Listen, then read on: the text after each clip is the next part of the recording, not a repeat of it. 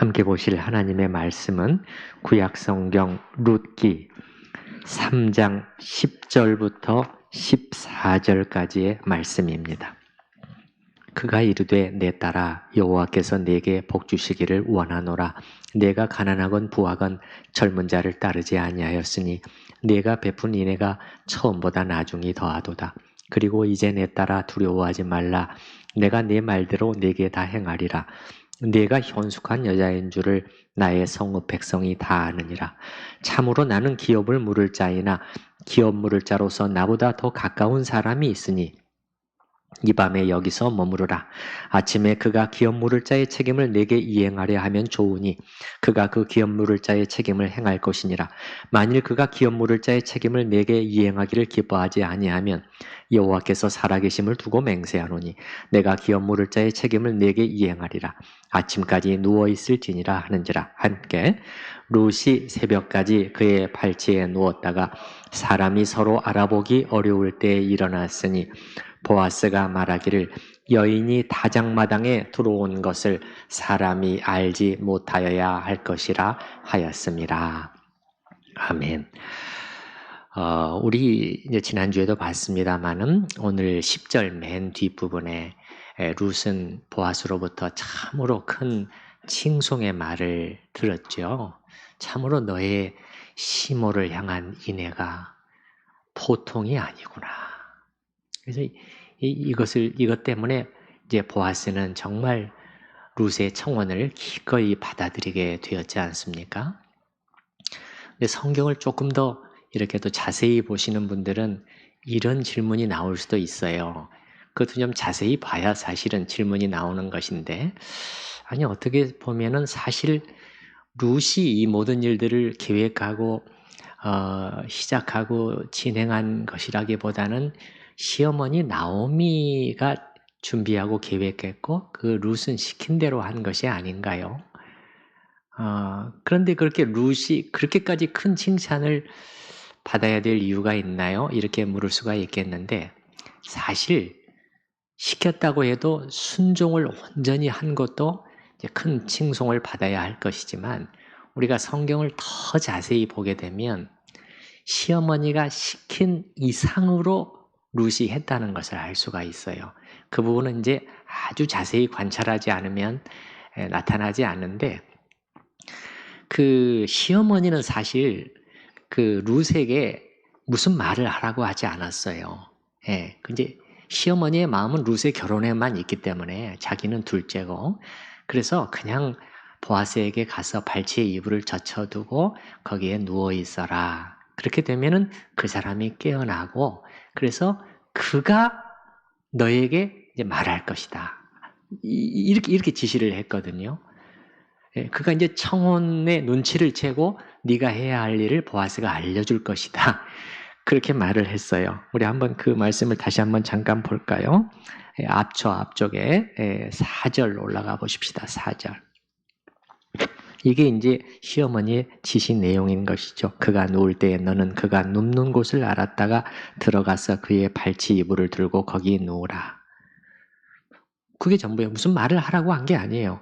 그러면 그 다음에 그가 너의 할 일을 너에게 알게 할 것이다. 이게 시어머니의 지시 내용이었거든요. 근데 룻은 이게 한 걸음 더 나간단 말이에요. 이게 지금 이제 시모를 생각하는 이 룻의 이제 동기가 이 속에 지금 담겨 있는 것이에요.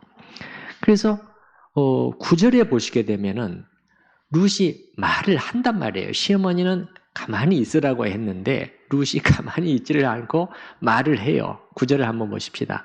이르되 보아스가 이르되 내가 누구냐 하니 그냥 자기 나는 당신의 여종 룻이오니 뭐 여기까지만 대답해도 되겠죠. 근데 여기서 이제 그 다음 말을 룻이 꺼낸단 말이에요. 첫 번째는 당신의 옷자락을 펴서 당신의 여종을 덮어주세요. 자기의 마음이 담긴 지금 이제 청혼을 표현하고 그 다음 말이 중요했잖아요. 이는 당신이 기업 물을 자가 되기 때문입니다. 이 말을 지금 룻이 꺼낸 거예요. 그러니까 시몬은 룻의 결혼 의사가 전달되면 되는 거예요. 나머지는 둘째예요. 자기 문제는 둘째예요. 제가 말씀드렸잖아요. 기업 물을 자 요거하고 나오미하고 관련이 돼 있기 때문에 제가 말씀을 드리는 거예요. 기업 물을 자, 그 기업 물을 자와 결혼을 해야 이게 이제 나머지 나오미의 이 땅 문제나 또 자손 문제나 이런 것들이 다 연결이 되는 것이거든요. 그래서 이제 시몬은 기업 물음에 대해서 언급하도록 그렇게 말하지 않았는데 룻은 아마 마음을 먹고 온 것 같아요. 어머니는 그렇게 말씀하셨지만 나는 이 말을 오늘 꼭 할 것이다. 예, 그래서 이렇게 말하는 것이죠. 룻의 마음은 당신은 저의 기업 물을 자가 되시기 때문입니다. 그 이유입니다. 이렇게 말하잖아요. 그 이유입니다. 그러니까 제가 당신에게 청혼하는 가장 주된 이유는 여기에 있습니다. 이 기업 물음을 통해 저의 시모와 그 죽은 가족에게 은혜를 베풀어 주세요. 이 시키지 않은 말이 나온 거예요. 시키지 않은, 준비해서 나온 말이죠. 그러니까 서로의 여러분 비이기적인 동기들이 어떻게 작용하고 있는 걸 보이시죠? 시어머니는 그 말 할 필요 없다. 그 말 하게 할 수도 있는데 그게 자기의 행복과 관련되어 있으니까. 근데 그거 하지 말고 너는 남편만 얻은. 근데 또 룻은 또 시어머니 어떻게 텅 빈 삶이 채워질 수 있을 것인가? 요거를 염두에 두고 시키지 않은 말을 했단 말이죠. 그러니까 이게 이 룻이 충분히 칭송받을 만한 행동을 했다는 것을 제가 확인을 해드린 것입니다. 이제 진전이 어떻게 되는가를 보십시다. 이제 보아스가 룻의 이런 청혼을 받아들임으로써 이제 상황이 급진전되게 되지요. 근데 이게 또 긴장이 딱 나오는 거예요. 왜 그렇죠? 한 가지 중요한 걸림돌이 있다는 사실이 처음 보아스의 입을 통해서 밝혀지게 되기 때문이죠. 뭐지요? 기업 물을 1순위자가 사실은 내가 아니라는 거예요. 더 1순위자, 가까운 친족이 한 사람이 있다. 12절 말씀이죠. 거기 보십시다. 12절. 참으로 나는 기업 물을 자이나 기업 물을 자로서 나보다 더 가까운 사람이 있으니. 이게 왜냐면 율법에 내가 기업 물을 자에 들어있는 것은 순서에 들어있는 것은 맞지만은 율법의 규정에 따라 더 가까운 우선권을 있는 한 사람이 있다. 이렇게 말을 하는 거예요. 이 말을 할 때 이 보아스의 마음이 상당히 이렇게 좀 쉽지 않았던 것 같아요. 이 히브리어를 잘 아는 분들은 이제 이게 히브리어에서 그런 표현들을 찾아내는 거죠. 여기 이 말을 꺼낼 때 상당히 망설이는 것 같다는 거예요. 보아스가 좀 더듬더듬 하는 것 같다는 것이에요. 그러니까 여러분, 우리 말에는 다 생략이 되어 있어요. 여러분, 12절에 참으로 나는 그 단어하고 기업을 물을 자다. 그 단어 사이에 히브리어 별로 중요하지 않는 단어들이 몇 개가 들어있단 말이에요. 그러니까 그걸 우리식으로 굳이 표현해 본다면은, 그러니까, 이제, 그런데, 이렇게 하는 단어들이에요. 왜 그랬을까요? 왜 그랬을까요? 아니, 지금 이렇게까지 한 여인이잖아요. 모든 그 부끄러움과 위험을 무릅쓰고 용기를 내서 이 한밤중에 자기에게 찾아와서 우리 집에 기업을 물러달라고, 속량해 달라고, 당신이 하나님의 이름으로 축복한 그 축복이 바로 당신을 통해서 내게 이루어지기를 원합니다. 이 얼마나 이 간절한 마음이 담겨 있는 그러한 지금 그 요청이잖아요. 근데 지금 덜컥 그게 아닌 거예요. 다른 사람이 사실은 더 우선순위자야. 그리고 이 말을 듣는 순간에 룻의 그 모든 기대가 갑자기 이렇게 막힐 수가 있는 좌절감을 느낄 수 있는 것을 보아스는 생각을 했기 때문에 이렇게 표현하지 않았나 싶다는 것이죠. 참으로 보아스는 세심하고 따뜻한 성정을 지닌 사람이었다는 것을 다시 한번 알 수 있습니다. 그리고 보아스는 룻에게 다시금 희망을 줍니다. 13절의 긴 내용이 그런 내용이죠. 내가 이제 날이 밝는 대로 이 일을 반드시 최우선으로 처리하리다. 이렇게 이제 해주는 것이죠.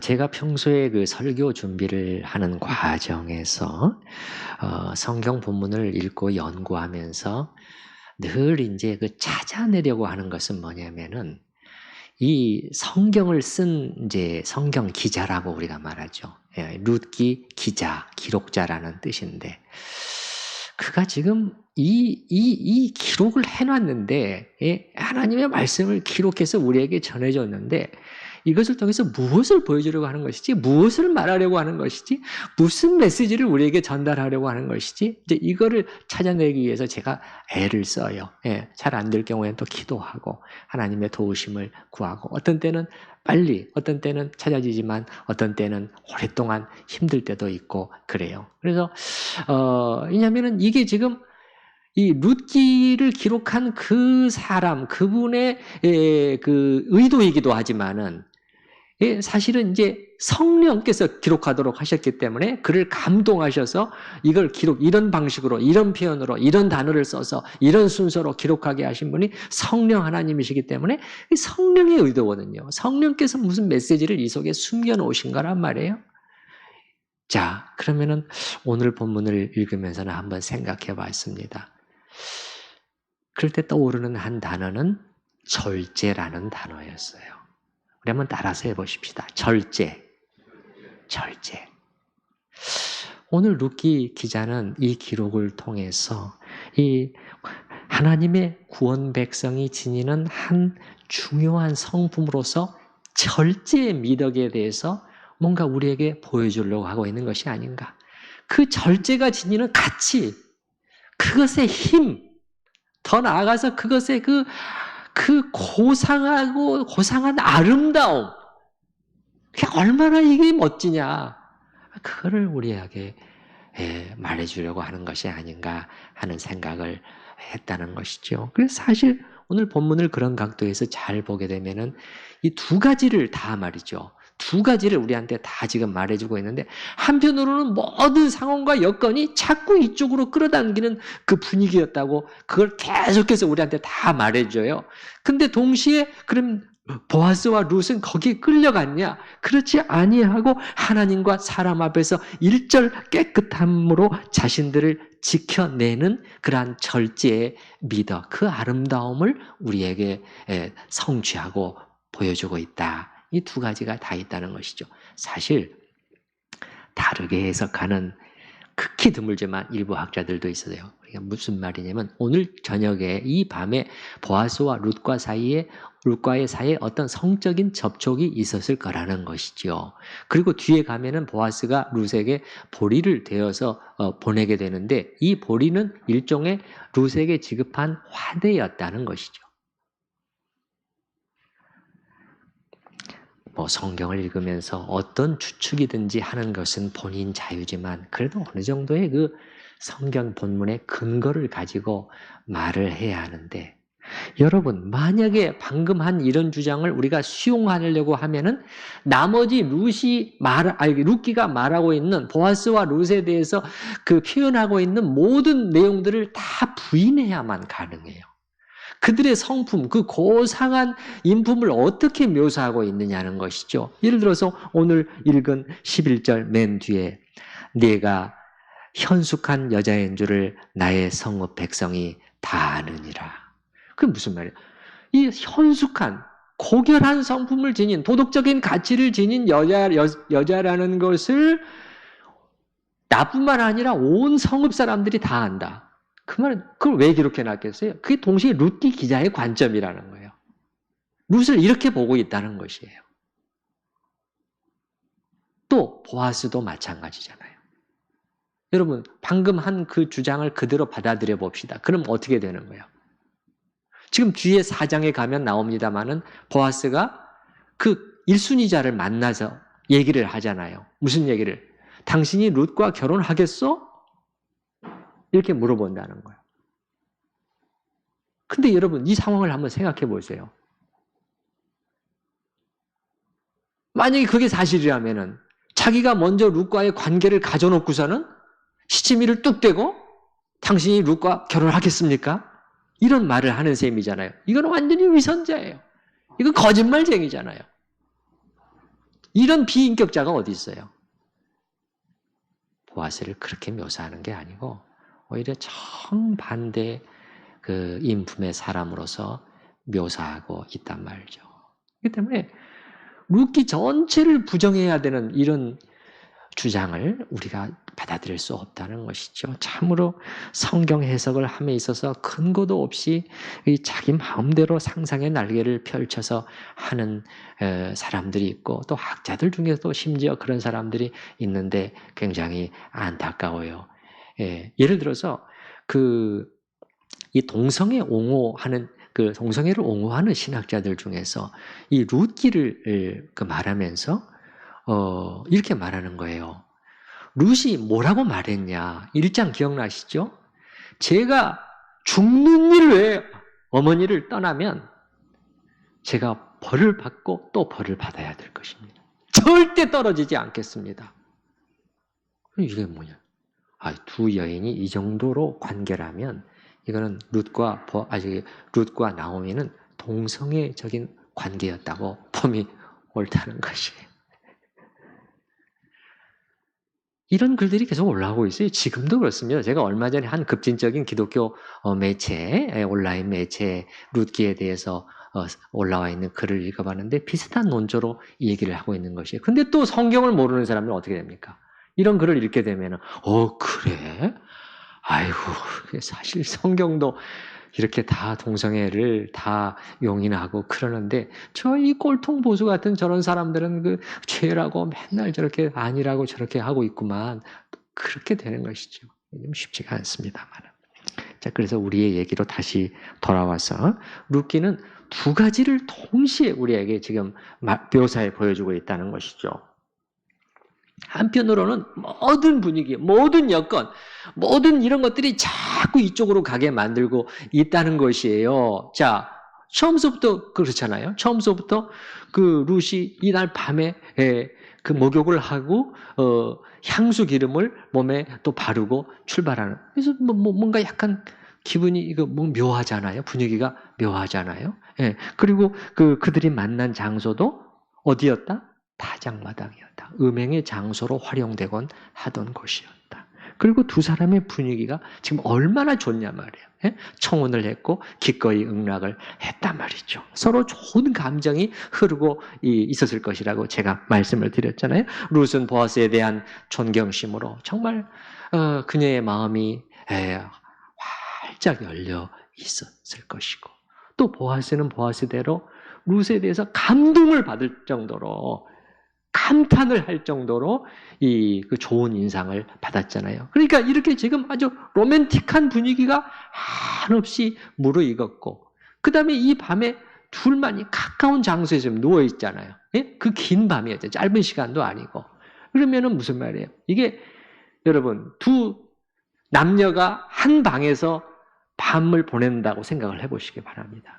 지금 그 분위기인 것이. 더군다나 보아스는 술을 마신 상태였다고 성경은 기록하고 있잖아요. 저기 나오나요? 7절, 저 위에 7절 말씀을 잠깐 보십시다. 보아스가 먹고 마시고, 이거는 포도주를 마시는 것을 말할 거예요. 마음이 즐거웠다. 그렇게 말하잖아요. 이렇게 모든 여건은 이게 다 준비가 되어 있고 얼마든지 합리화할 수 있는 여건이 다 갖추어져 있었는데, 그런데 본문은 오늘 이 두 사람은 어떻게 행동했느냐? 어떻게 행동했냐? 13절의 맨 뒤를 보십시다.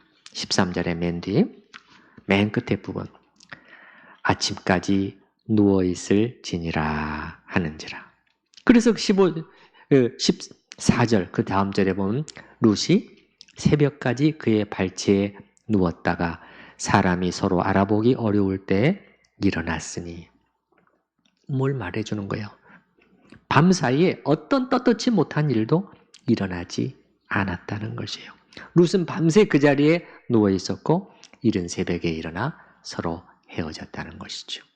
그리고 이제 15절에 보게 되면 보아스가 이르되, 그래서 보리를 되어주고 15절 맨 뒤에 보면 룻에게 지워주고 성읍으로 들어갔다.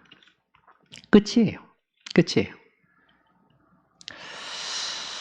어떻게 보면은 루키 기자는 우리에게 이렇게 말하고 있는 것도 아닐까요? 두 사람은 음란의 장소가 되곤 하던 곳을 그날 밤에 거룩한 장소로 바꿔놔 버렸다.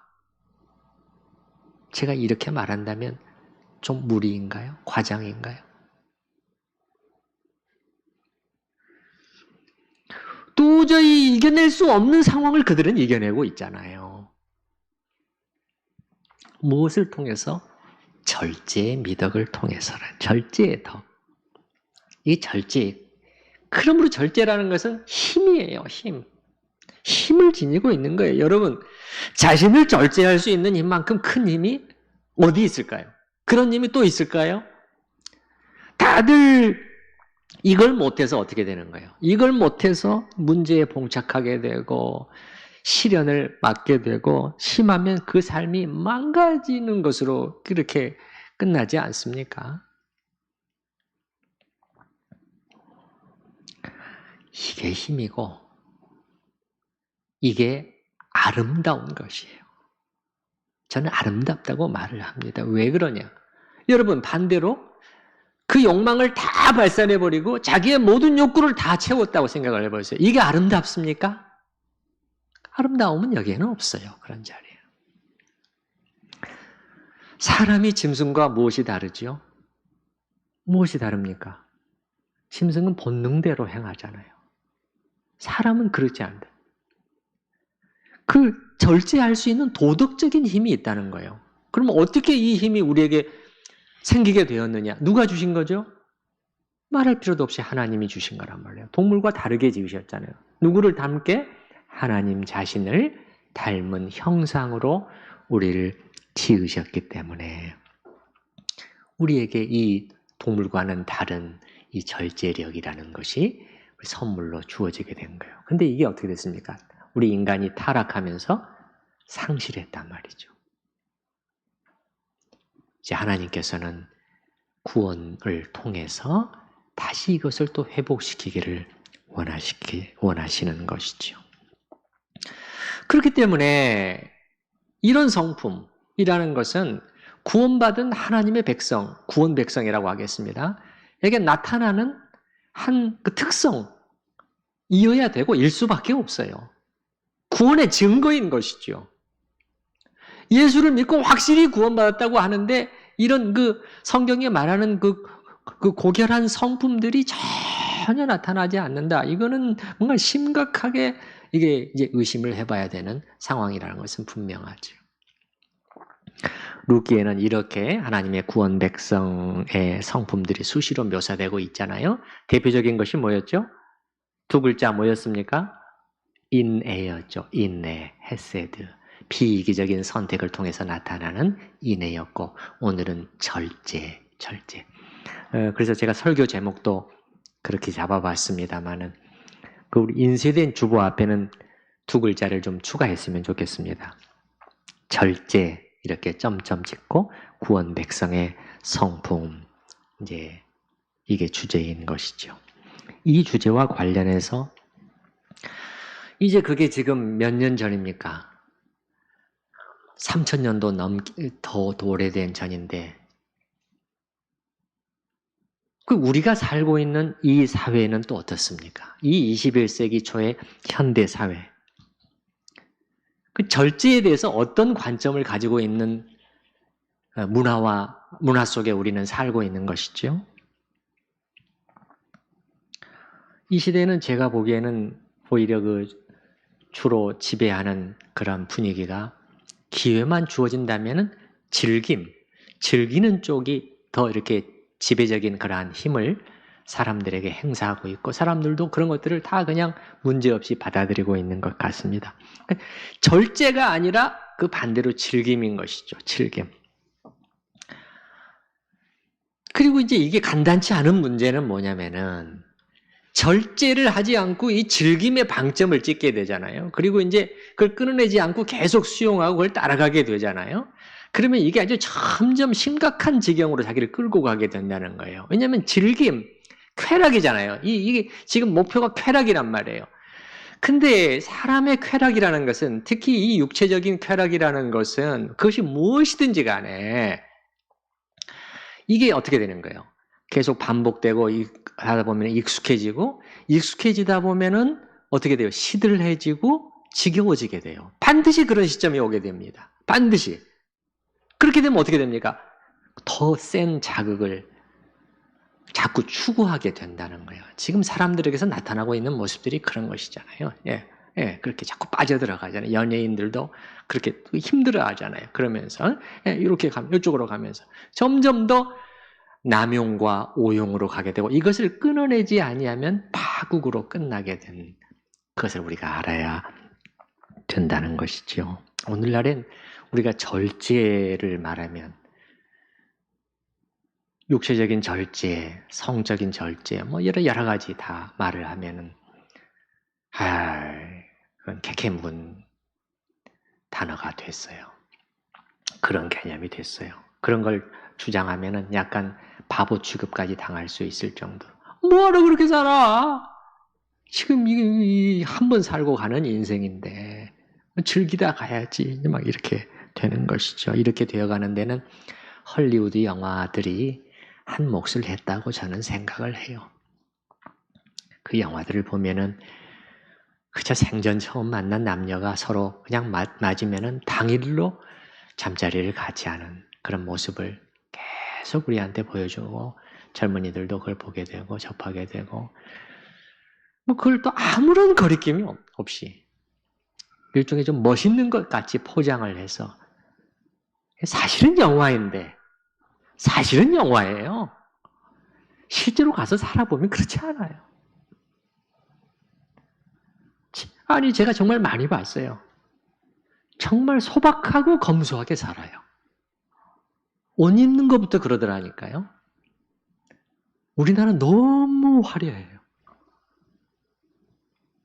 거기 가서 살아보면 놀랍니다. 이 사람들이 이렇게 검소하게, 이렇게 절제하면서 사나?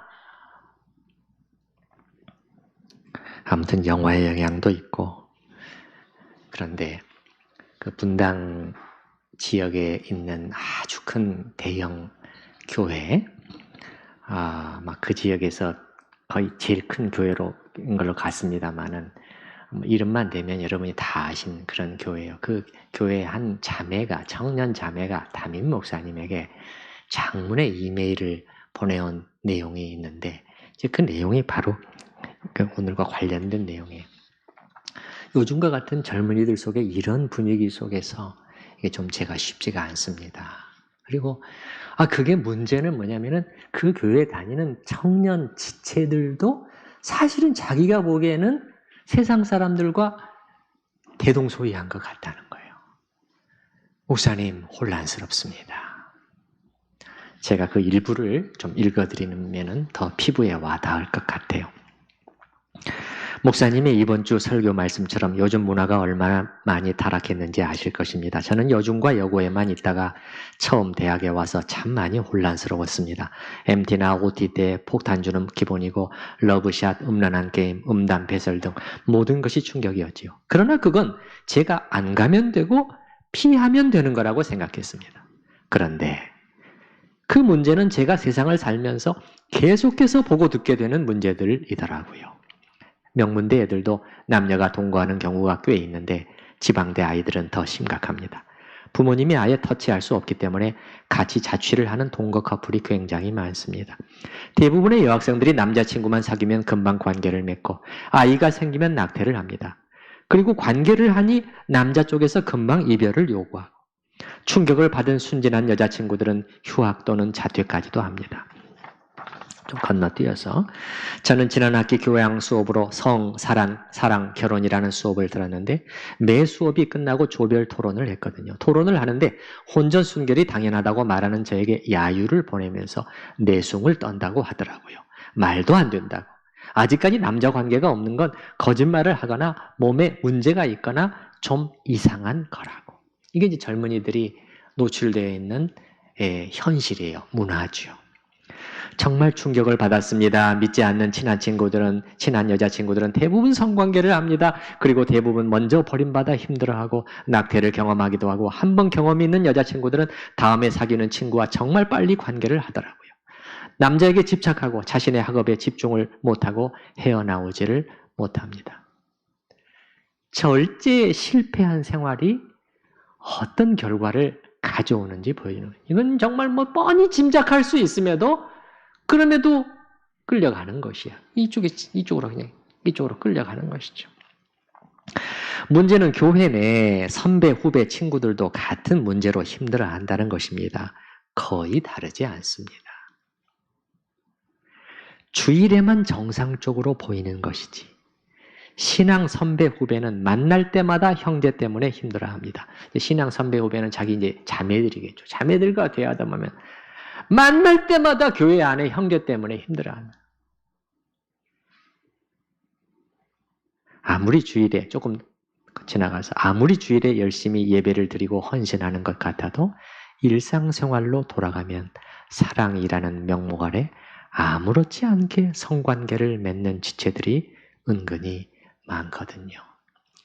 둘레의 분위기 속에 휩쓸려 들어가는 것이죠. 다 괜찮다고 하니까. 조금 지나가서 마지막으로 제가 이것만 읽어드릴게요. 목사님, 이거 정말 세대가 바뀐 걸까요? 이런 상황 속에서 저는 참으로 많이 혼란스럽습니다. 물론 아름답게 교제하는 형제 자매분들도 계십니다. 그런 분들이 더 많아져서 교제의 본이 되어주셨으면 좋겠습니다. 이런 내용들이 나와요. 근데 사실 이러한 현상이 우리 그리스도인들에게 전혀 생소하고 놀라운 것이라고만은 할 수 없습니다. 왜 그렇죠? 성경이 미리 말씀하셨기 때문에. 이것이 말세의 한 징조로서 아주 두드러지게 될 것이다. 그렇게 미리 가르쳐주고 우리 하나님의 자녀들에게 주의를 주시고 있기 때문에 그런 것이죠. 우리 한번 그 말씀을 잠깐 찾아보도록 하죠. 여러 말씀이 있지만은 신약성경 디모데후서 3장 말씀인데 제 성경으로는 345페이지입니다. 3장 디모데후서 3장 1절 345페이지 근처입니다.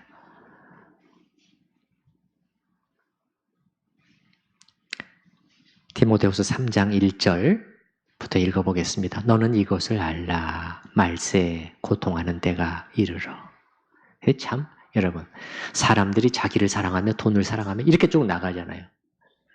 근데 그게 뭘로 돌아온다는 거예요? 1절에 고통으로 돌아온다는 거예요. 본인에게 고통의 열매로 돌아온다. 그런데도 또 못 빠져나와요. 2절, 사람들이 자기를 사랑하며 돈을 사랑하며 자랑하며 교만하며 비방하며 부모를 거역하며. 요즘에 이런 현상들이 얼마나 두드러지게 나타나고 있습니까? 감사하지 아니하며 거룩하지 아니하며. 거룩은 무슨 돼지 그냥 거기다가 줘버려라 이런 식인 거죠. 3절, 무정하며 원통함을 풀지 아니하며. 얼마나 지금 원통함들을 막 쌓아놓고 막 퍼부어대고 있잖아요. 모함하며. 그 다음에 뭐가 나옵니까? 그 다음에 뭐가 나오죠? 절제하지 못하며 사나우며 선한 것을 좋아하지 아니하며. 절제. 여러분 저를 잠깐 보시기 바랍니다. 절제라는 단어는 무슨 뜻일까요? 절제하는 셀프 컨트롤이라는 것인데 두 단어랑 중요한 관련이 있어요. 하나는 유혹이고 하나는 억제예요.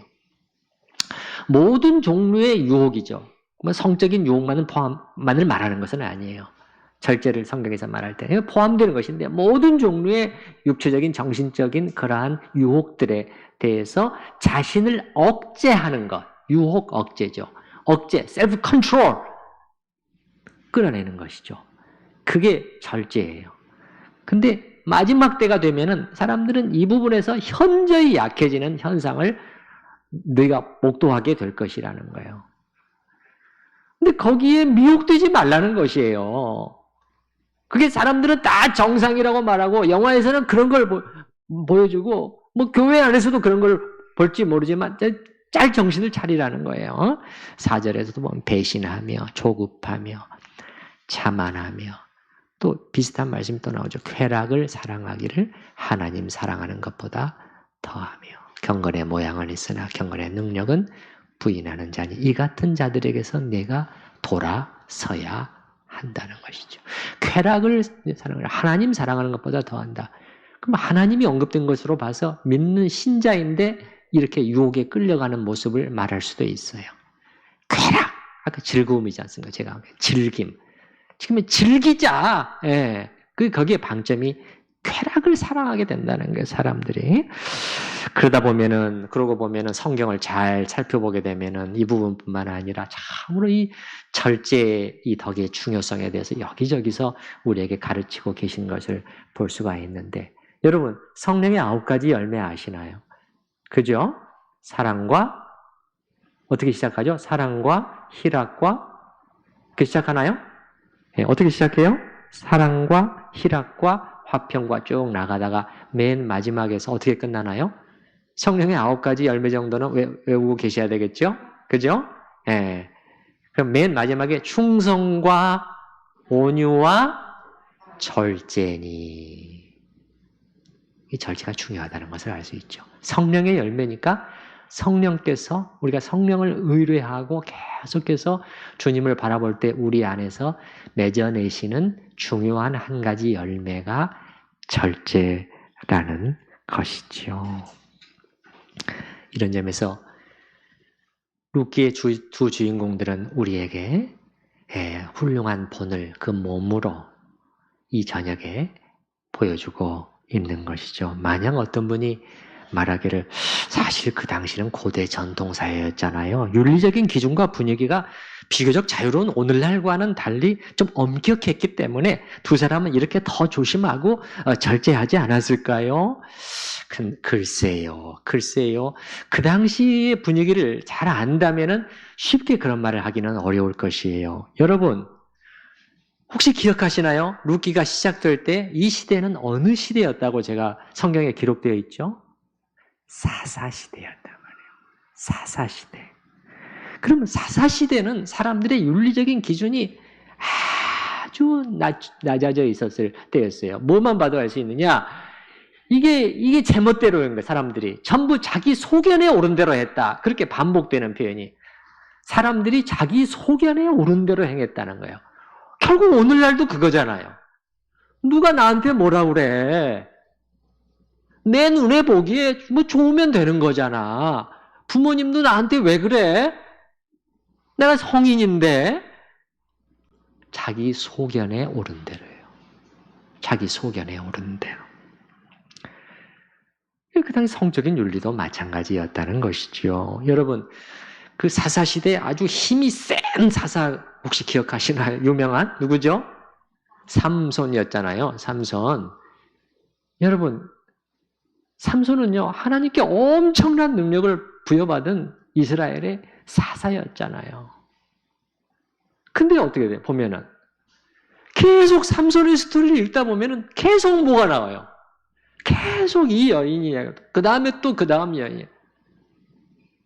삼손은 여자 때문에 자기 인생을 망친 대표적인 케이스의 사람으로 성경에서 우리한테 딱 보여주고 있는 것인데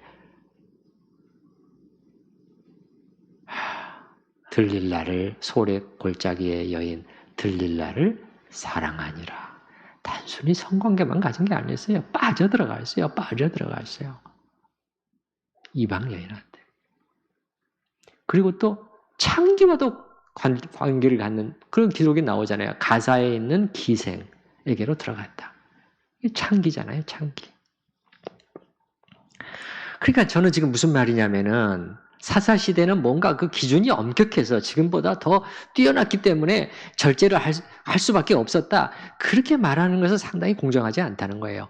이게 어떤 면으로 보면 성적 문란으로 치면 오늘날보다 더했을 수도 있다는 것입니다. 여러분, 구약에 기록된 저 끔찍한 성폭행 사건이 어느 때 일어났어요?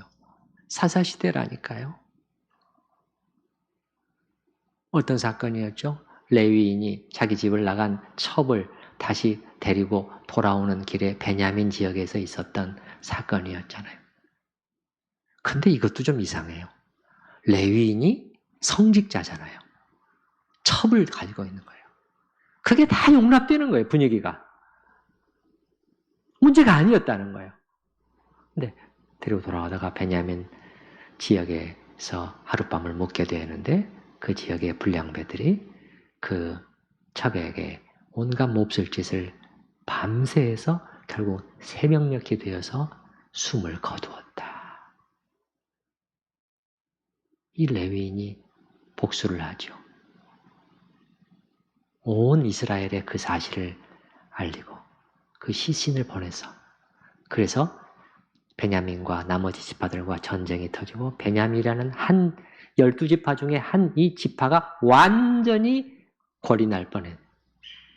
마지막에 600명 남았잖아요. 600명.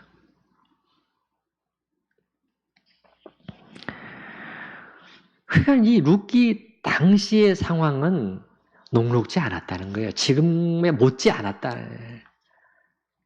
여기 룻기도 봤지만은 그 타작마당이 음행의 장소로 활용됐다는 것도 여러분에게 말씀을 드렸고, 단지 당시의 도덕적인 요구 수준이 높았기 때문에 그들이 이렇게 절제할 수 있었다. 공정하지 않다. 공정하지 않은 말이라. 오히려 그들을 이렇게 말하는 게 좋아요. 둘레 만연했던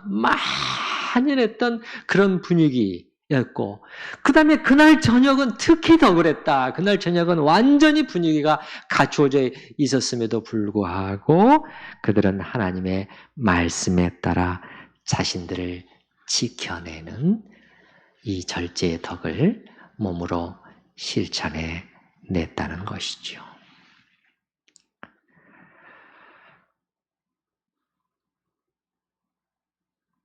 그리고 제가 이 부분과 관련해서 마지막으로 한 가지 더 말씀드리고자 하는 부분은,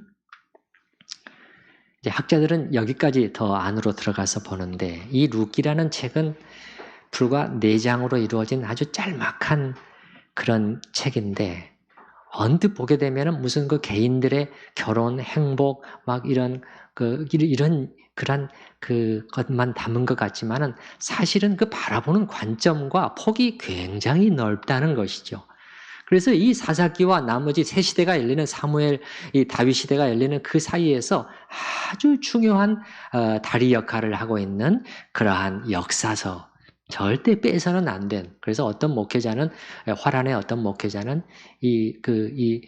진주 보석과도 같은 책이 룻기다. 그래서 이 룻기의 관점이 자꾸 확장되는 거예요. 지난번에 봤잖아요. 룻의 그 엄청난 헌신의 표현.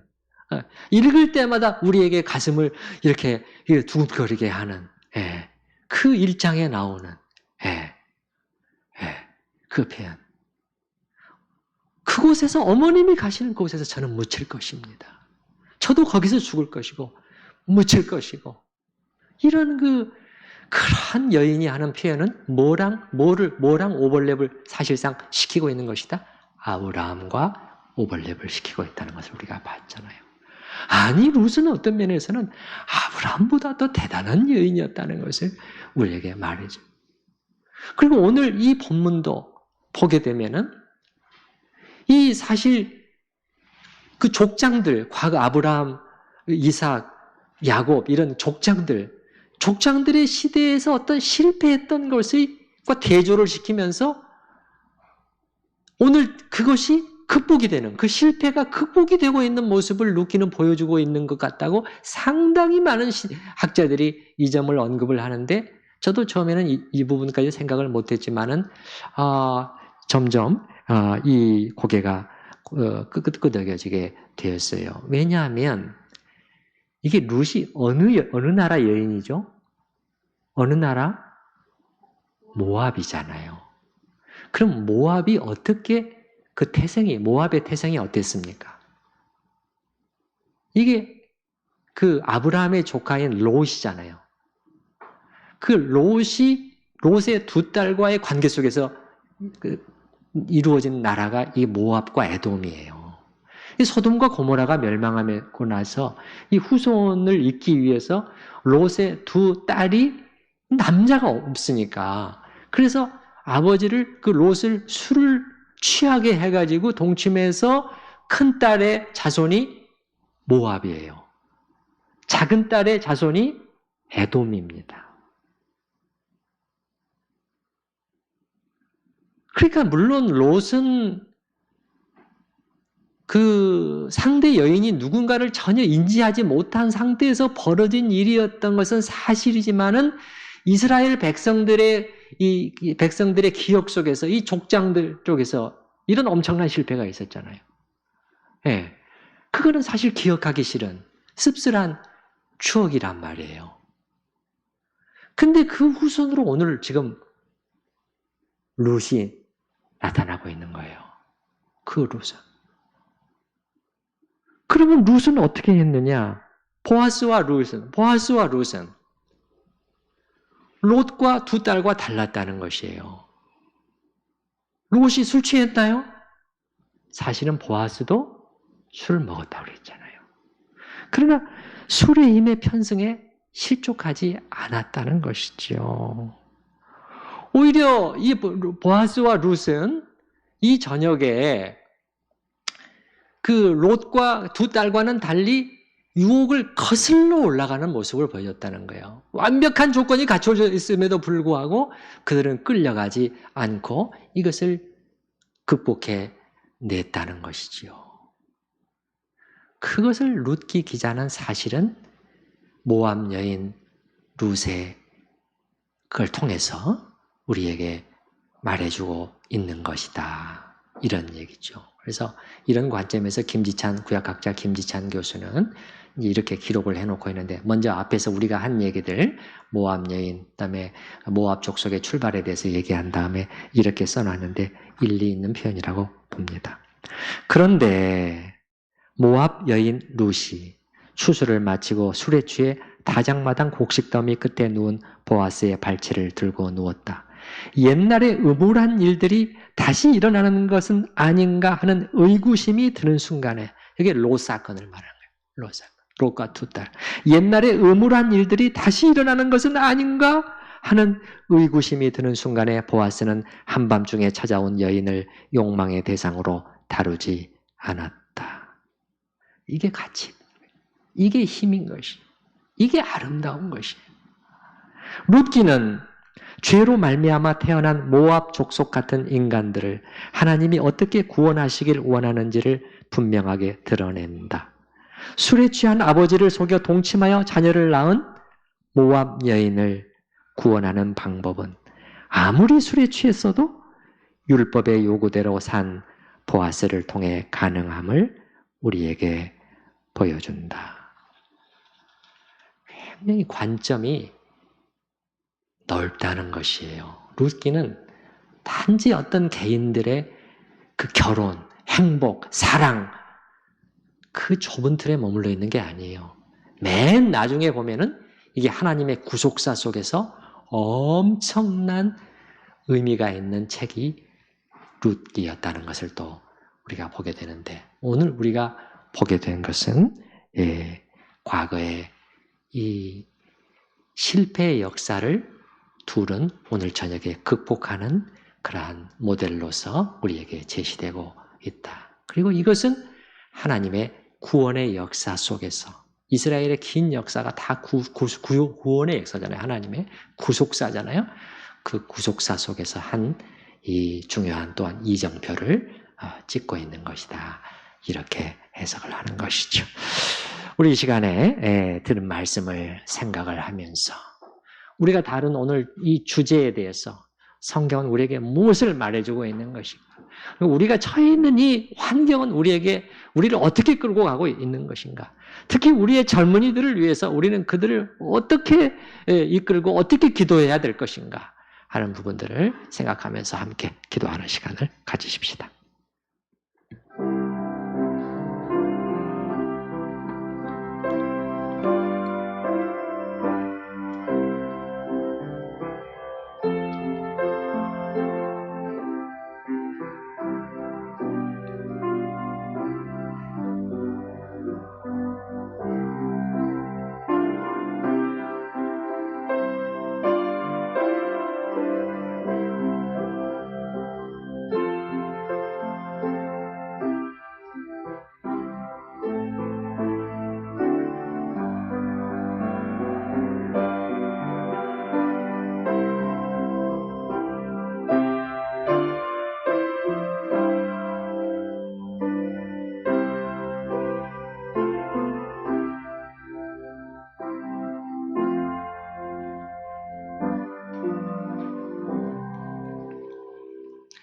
사사시대의 타락한 문화 속에 있었고, 오늘 밤 정말 모든 여건이 갖추어진 것처럼 보였음에도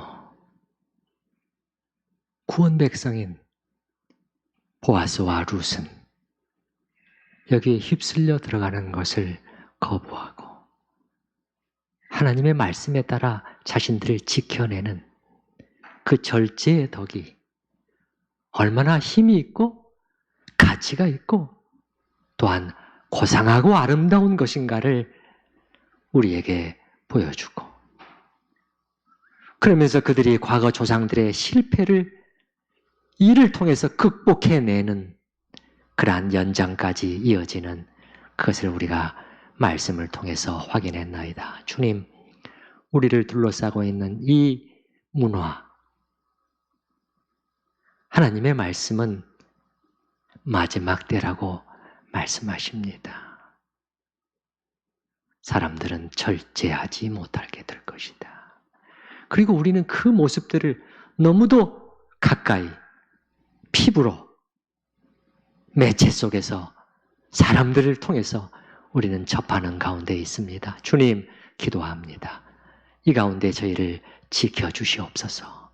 오 주님, 참으로 주님께서 저에게 하나님 닮은 성품으로, 구원 백성의 한 성품으로 오늘 저녁에 분명하게 제시해 보여주시는 절제가 오히려 더 가치 있는 것이고, 오히려 더 기쁜 것이고, 오히려 그 열매가 풍성한 것이고 아름다운 것임을 저희가 보게 하시고, 이 속에서 능히 시대의 흐름을 거슬러 올라갈 수 있는 그러한 힘과 용기를 저에게 주시기를 기도하나이다.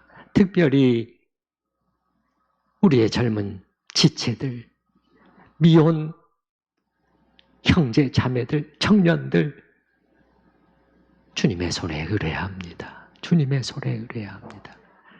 이것이 얼마나 어려운 일인가를 저희도 알고 있고 또 주님도 알고 계시오니 참으로 주님의 은혜 가운데 지켜주시고, 그 심령 속에 무엇보다도 주님의 말씀을 통해서 그 고귀한 가치가, 그것이 얼마나 놀라운 것인가를 깨달을 수 있는 그러한 깨달음을 주심으로 거슬러 올라가 이겨내는 그러한 삶을 살 수 있도록, 살아낼 수 있도록 그들을 지켜 세워 주시옵소서.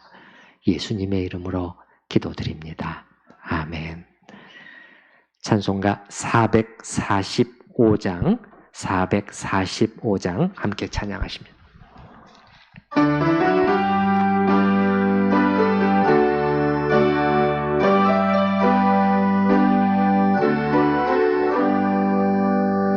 대산을 넘어 홍곡에 가도 빛 가운데로 걸어가면 주께서 항상 지키시기로 약속한 말씀 변치 않네.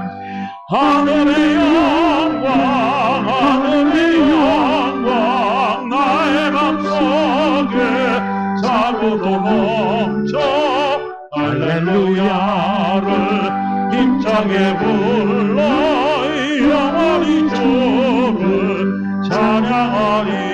2절까지만. 깜깜한 밤에 아닐지라도 주께서 나의 길 되시고 나에게 밝은 빛이 되시니 길 잃어버린 염려없네.